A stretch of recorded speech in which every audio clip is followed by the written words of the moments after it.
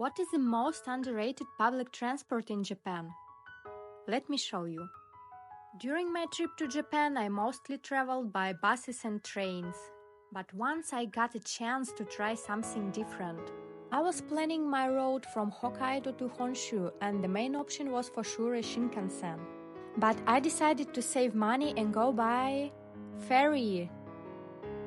I've chosen it mostly for the price, which was cheaper than the train. But I couldn't even imagine how beautiful this trip will be. The road started in the north wharf of Hakodate port, and it took 3.5 hours to get to Aomori city. When I passed the first floor for cars and got upstairs to a passenger zone, I was surprised so much. I didn't expect to see such a luxury lounge for the price I paid. I had a second-class ticket, and this is how the room looked like. There were soft carpets and pillows to lay just on the floor, and only few local people were resting here. On the same floor, there was an eating zone with vending machines, microwave, and hot water. To connect to the ground, there was a lot of phones. Upstairs was another relaxing zone with big TV, chairs, and tables. What impressed me the most is that all the furniture was fixed with special metal cables in case of a storm. The main benefit of this trip was definitely the view.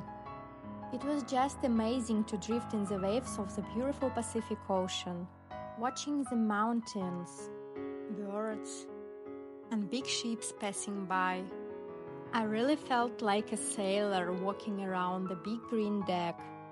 In the middle of the trip, it got very windy. The waves were high.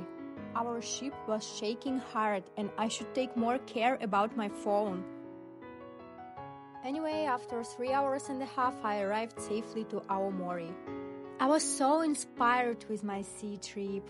To sum it up, I decided to visit a memorial ferry which is docked in Aomori port. Would you like to take such trip?